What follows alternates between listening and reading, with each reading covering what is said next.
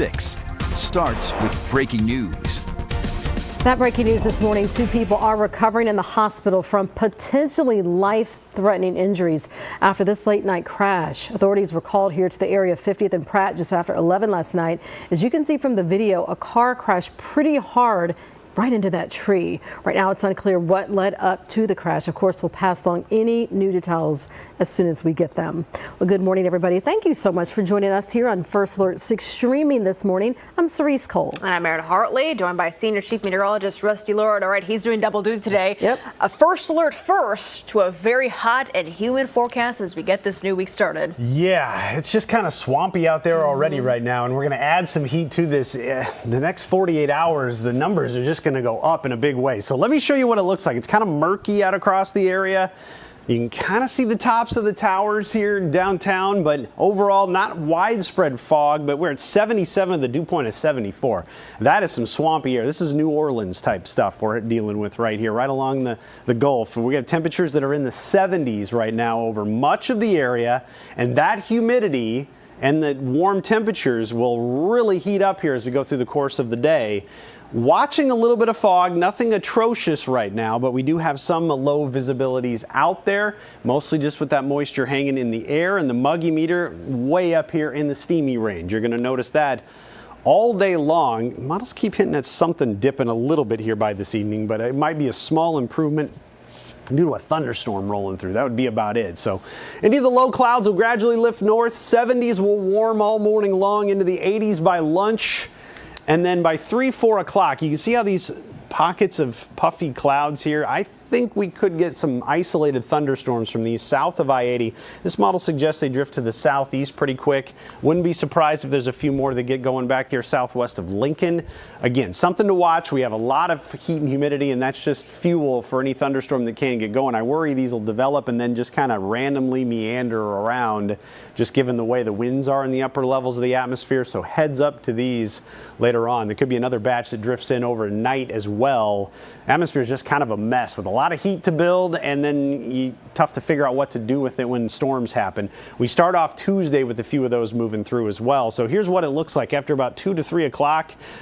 We could have a couple spotty storms. Again, odds are low. Best odds are probably south of I-80, and they're mostly just lightning and torrential downpours, the stuff you get from thunderstorms anyway.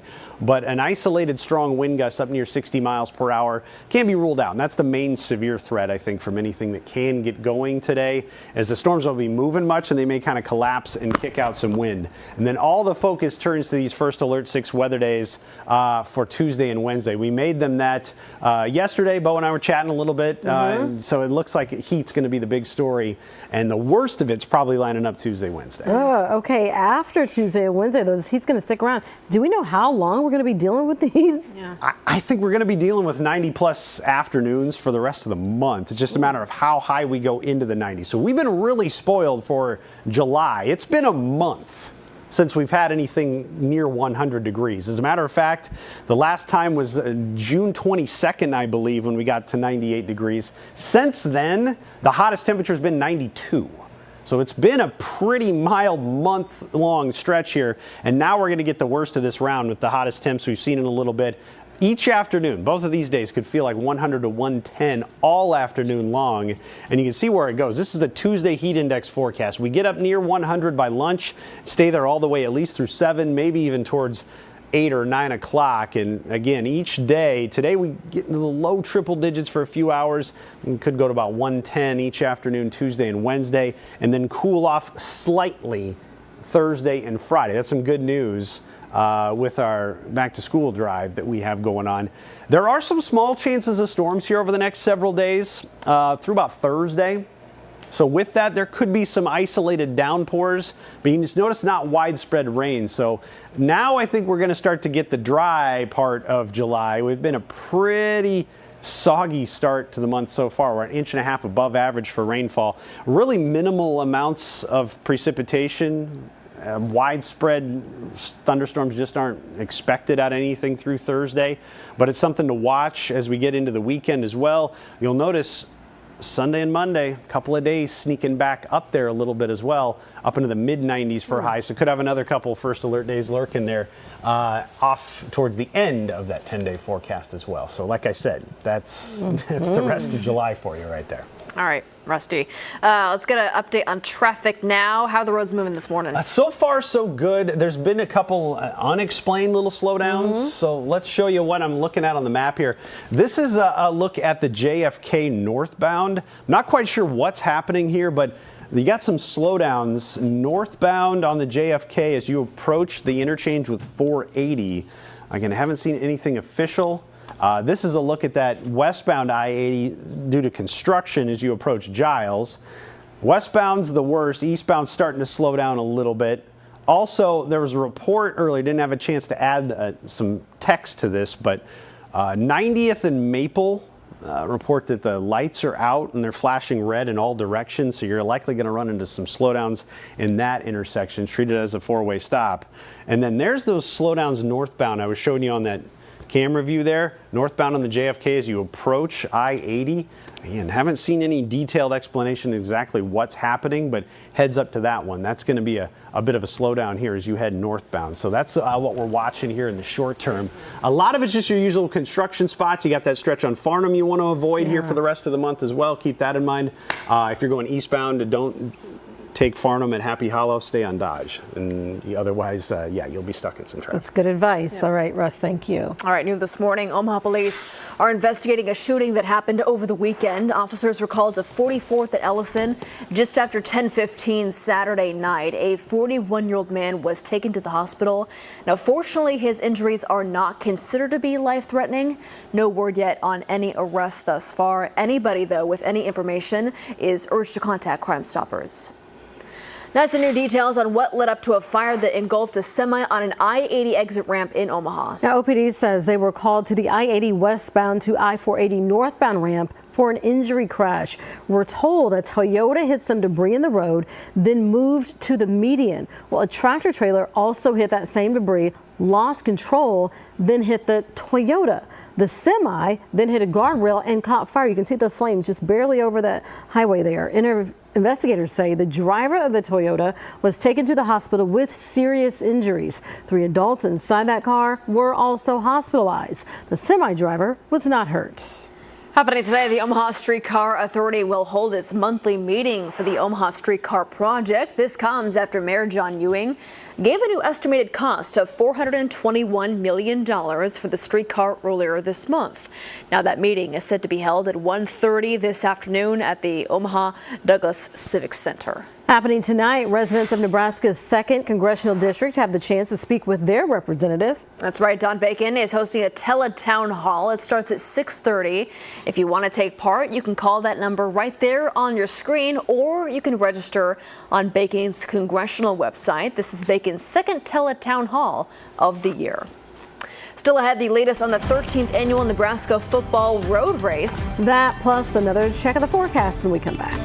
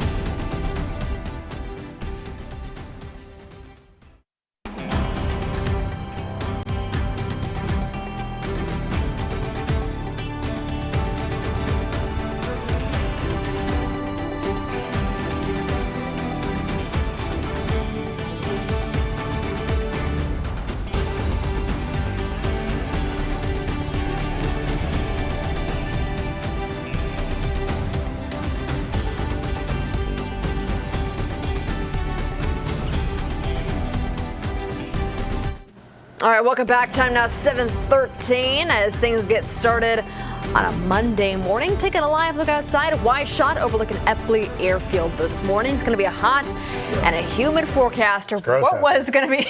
It's just gross. Can we just say that, right? It's gross. Yeah. You had a good word earlier. It was swampy. Swampy. Yeah. That's a great way to describe the forecast. Very swampy the next couple of days. So going to be very easy to sweat when you get outside, and dew points are up there. And we're going to stay hot and humid. 98 Tuesday, 98 on Wednesday for those afternoon highs. And that's why we had first alert 6 weather days. It's been a month since we've had anything this hot. It'll feel like 100 to 110 each and every afternoon. So be mindful of that. And it's going to be all afternoon, too, when it's that hot. And that just kickstarts a dry stretch of weather. Yeah, there's small chances of storms, but overall, I think I would put those sprinklers back on schedule. We haven't really needed them much this year. Watering the plants, watering the garden, you're going to get back into routine, back into a stretch where that's part of the routine, I think, here for the rest of the month into early August. You got some fog forming, but nothing atrocious right now. Muggy meter in the steamy range all the way through the afternoon, may dip a little bit later on today, but some low clouds and some moisture will try to lift out of here, and that'll be replaced by sunshine and 80s by lunch, 90s for the afternoon. I think we can get up to about 92, 93 for the high. Get a little warmer maybe on the Nebraska side. This model isn't warming up a ton. We did spike a couple degrees more than everyone else in the Omaha metro anyway, but overall it looks like a hot stretch of weather today. There is a small chance of a storm later on this afternoon. If you're watching in some of our southern counties, you'll possibly get 1 or 2 of these. We'll see if they can drift as far north as I-80, so be mindful of that. Maybe a good day to just have the umbrella with you just in case. As storm chances, albeit pretty minimal after 2 o'clock, it's not zero, though. So keep that in mind. The severe threats over the course of the afternoon into the evening, pretty low, but it's a wind gust we'll have to watch for, some 60-mile-per-hour gust potential. And then tomorrow, storm chances in the morning. This is the odds of seeing some thunderstorms in your area tomorrow through about 10, 11 o'clock, and then they back off into the afternoon. Then the heat will build in during the day on Tuesday. Look at the heat index forecast for Tuesday, starting off the lunch hour near 100 and could get as high as 110 with some of the hottest numbers into the afternoon. They get you up in the danger range. Again, it's been about a month since we've been close to that, so be weary of that. Here's how those thunderstorms would move through Tuesday afternoon, by the way. Or Tuesday morning, I should say. Some scattered showers, storms there, a little bit more drifting through in the morning. And then what will happen is after lunch, that and the clouds move out, and then the heat comes in from the south, and we will quickly jump up into the 90s tomorrow. 98 degrees with a lot of humidity. Same story on Wednesday, and then possibly a few more storms on Thursday. We'll watch that for our back-to-school drive because I think there could be some spotty morning and afternoon. Right now, it doesn't look like a washout, but obviously, you know the drill. You stay in your car where it's air-conditioned and dry, and we'll have people out there helping to load all your donations. Yeah, we make it so easy. Exactly. All right, so after that Friday, you know, we're hoping for like some 80s after that, but that's not the case, is it? Yeah, you can keep hoping. Okay, yeah. Keep hope alive. Again, there's a lot of heat on the way, it looks like. This gets us almost to the end of the month here. And you're looking at 96 on both Sunday and Monday to watch for.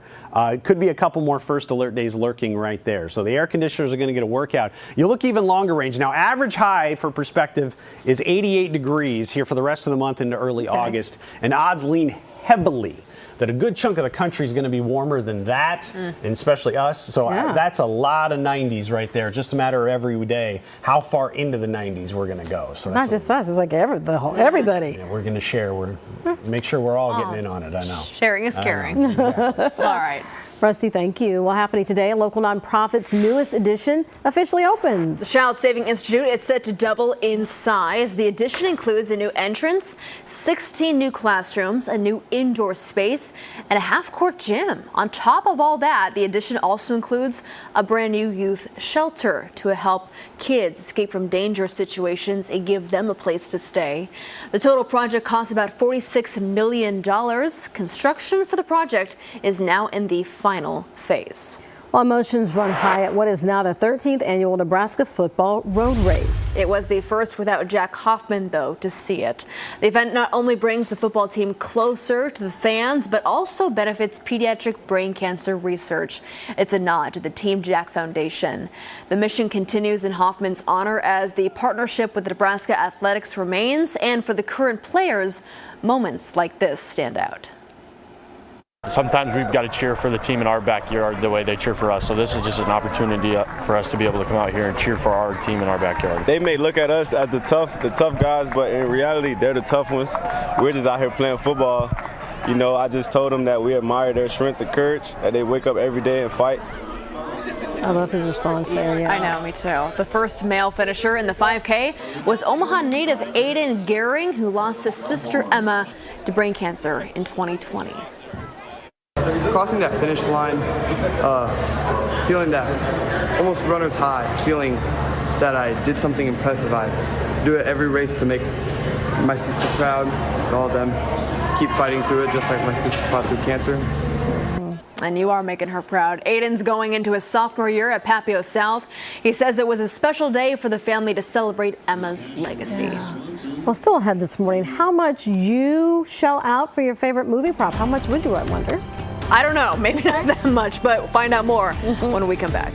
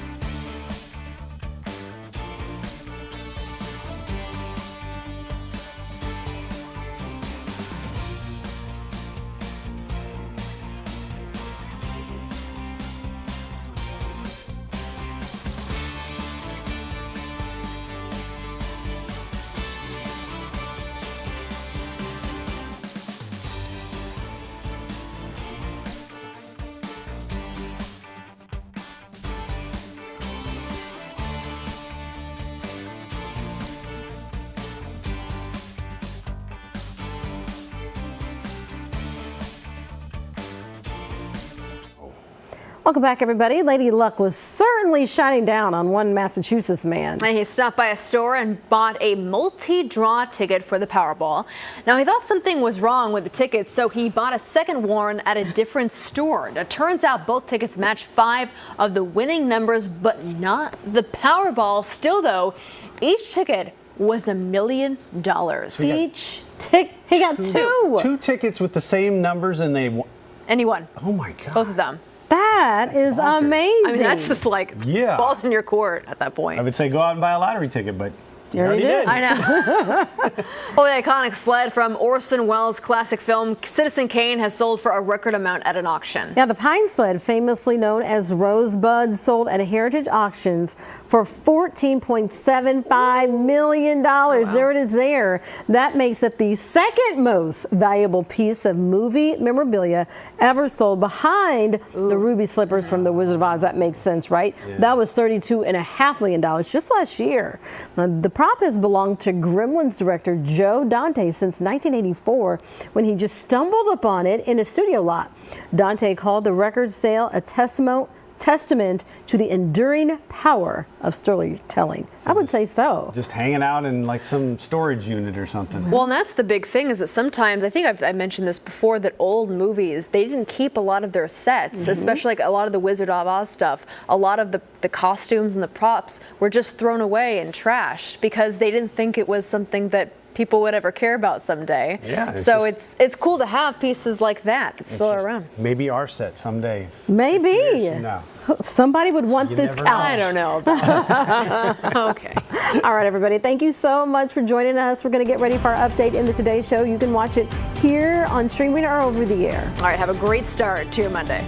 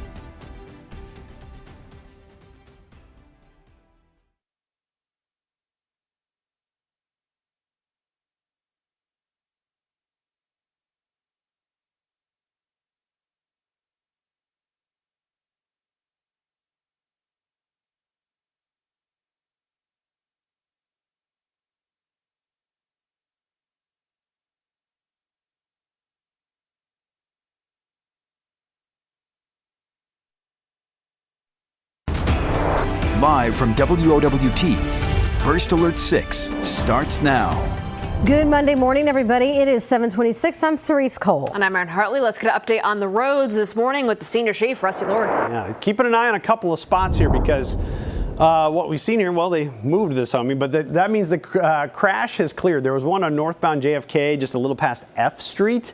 That has cleared and traffic has thinned out a lot, so you don't have any more red on the map as of right now. All that has been able to work its way through. It was a report, a 90th and Maple here, of flashing red lights at the intersection, treated as a four-way stop. It looks like it's still causing issues through there. Otherwise, you got a southbound on I-80 or westbound, you'd say that was a problem, and now getting through there, through the Giles area, looks like it's okay through that construction. So that's great news here to start off. We've gotten rid of a couple of problems. Temperatures in the 70s right now. It's warm, it's muggy, it's swampy out there. There's a lot of moisture in the air. The muggy meter is going to be up here for a while. It tries to take a dip into the muggy range. Yeah, down into the muggy range. We're up into the steamy range right now. So it tries to get a little better this evening. All that's going to equate to heat index values up near 100 for a few hours this afternoon. To go along with that, there could be a couple of spotty storms after 2, 3 o'clock into the evening hours. Watch out for isolated thunderstorm development, especially south of I-80. Severe threats pretty low, but I think we got to watch out for some wind gusts out of the storms. I don't think there's going to be much to move them along, so they could sit and kind of kick out some wind as they die off a little bit. So watch out for that into the evening. Then it's all about the heat from there on out. A couple of first alert days, Tuesday and Wednesday, due to that intense heat. Heat index values could hit 110 each day. All right, Rusty, thank you. Some breaking news we are following. 2 people are recovering in the hospital from potentially life-threatening injuries after a late-night crash. Authorities were called to the area of 50th and Pratt just after 11 o'clock. It's unclear what caused it. Well, it is 7:28. We're back with another update for you in about 25 minutes. We'll see you then.